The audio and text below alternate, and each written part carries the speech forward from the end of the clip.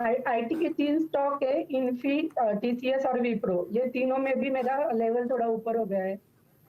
तो मैं one by one बताती हूँ। इन्फी में मेरे 21 शेयर्स है। एक एक करके राय लेंगे। इन्फोसिस में बताइए आपकी खरीदारी का प्राइस क्या है? 1686। ओके, तो ये है तो आपकी इन्वेस्टमेंट ही ना? हाँ, इन्वेस्टमेंट के लिए। ठीक है। राजेश जी, पहले बात तो इन्फोसिस की कर लेते हैं। इन्होंने कहा कि आईटी में फंस गई हैं। मेरे ख्याल से अगर लॉन्ग टर्म व्यू है और इनका जैसे इन्होंने कहा कि इन्वेस्टमेंट है, तो क्या सजेशन आपका रहेगा? ये फंसी है या फिर ये फेज ऑफ इन्वेस्टमेंट है और यहाँ थोड़ा पेशेंस रख के होल्ड करनी चाहिए पोजीशन इन्फोसिस जैसे स्टॉक में? देखिए, इनकी बातें सुन के मुझे ऐसा लगा कि ये इनका एक्सपोजर आईटी में बहुत ज़्यादा है। हालांकि स्टॉक्स अच्छे हैं, इन्फोसिस, टीसीएस, विप्रो जो ये बोल रही थी, तो मुझे लगता है कि इन्हें बिल्कुल बने रहना चाहिए। हालांकि आईटी का एक्सपोजर ज़्यादा है, सारे ही स्टॉक आईटी के, तो ऐसा ना करें।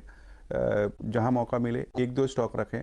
और जहां तक सवाल इन्फोसिस का आता है, मुझे लगता है कि बहुत ही शानदार स्टॉक है। इस बार के जो नतीजे आए उसमें भी अगर आप देखें तो रेवेन्यू में इन्होंने टीसीएस को भी बीट किया है।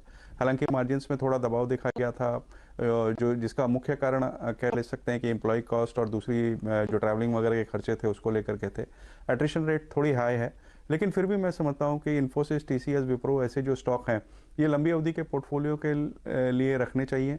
गिरावट को मौके की तरह लेना चाहिए एक्यूमुलेट करने के लिए। पिछले 2-3 साल में बहुत ज़्यादा चले थे, हो सकता है कुछ कंसोलिडेट करें, लेकिन ऐसा अक्सर पिछले 2-3 साल 4 साल के रिकॉर्ड्स में ऐसा देखा गया है कि ये स्टॉक कुछ कुछ दिन बाद बायबैक वगैरह अनाउंस करते हैं, वहाँ अच्छा मुनाफा होता है।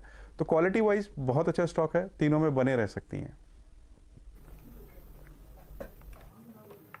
चलिए, तो एक स्टॉक की बात हुई थी, लेकिन राजेश जी ने आपको इन्फोसिस, टीसीएस, विप्रो तीनों पर ही राय दे दी है। लॉन्ग टर्म का व्यू रख के होल्ड कीजिए, चिंता मत कीजिए।